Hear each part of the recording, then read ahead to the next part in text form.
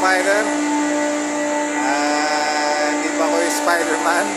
At marami lang talagang spider akong nakakasalubong dito sa area na to.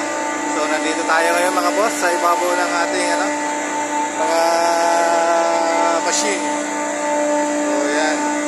So ang tanong, bakit nandito tayo sa ibabaw? At bakit kinakailangan nating maging Spider-Man? At ang dahilan po ay ayun mga boss. Ayan, tumutulo po, natanggal po yung aming floor drain, yung drainage pipe galing sa rooftop. At tumutulo siya dito sa malapit sa aming machine. So dyan malapit pa naman sa electrical namin.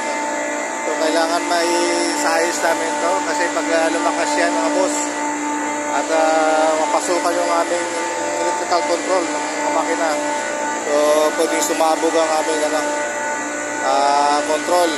Kaya kailangan muna maagapan. So sacrifice tayo ngayong umaga. So early morning tayo. So nandito tayo ngayon sa at kailangan maagapan natin yung tumutulo na yun. Ayan. So pag malakas ang ulan yan, sigurado mas malakas ang tagas ng tubig yan, umano sa ating at dyan pa naman katapat ng ating mga boss, katapat ng ating makina. So nandyan yung ating control sa ilalim yan. So delikado, napakadelikado po. Ayan ang makina natin. So pag yan ay natalsikan, ay sigurado mga boss ay at napasukan yung ating control panel na yun, yung ating breaker na dyan sa tabi yan. So dyan pumapatak sa gilid yan. Kaya mamalay spider muna tayo mga boss. At kailangan natin ma-fix muna yung na yan, yung drain pipe na yan, para pag lumakas ang ulan hindi yung dito sa ating control. So ingat-ingat tayo sa mga ganitong panahon kasi umuulan mga boss.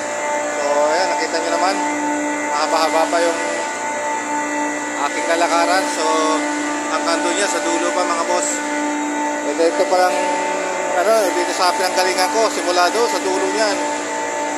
So ganun siya kalayo at ganun din siya kataas.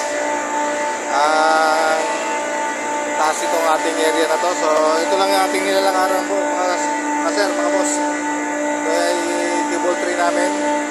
So ang ilalim nito ay live wire to ang nasa ilalim. So kailangan sa tagiliran tayo mapak at para hindi natin masugatan yung mga wire na nandiyan sa ilalim yan.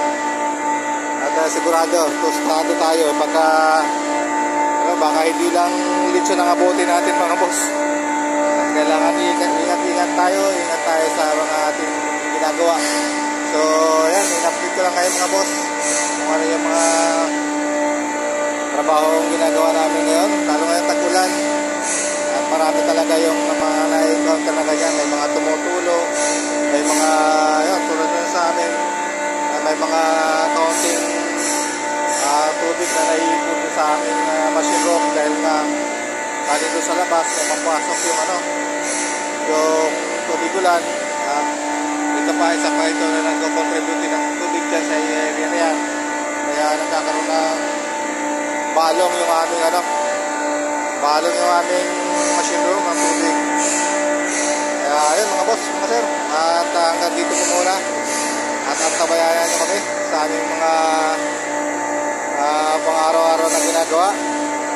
Baka sakaling matulungan nyo kami at mabigyan nyo kami ng suggestion kung ano pwede namin magawa. So ito, kita nyo naman mga makina namin na dyan sa ilalim yan.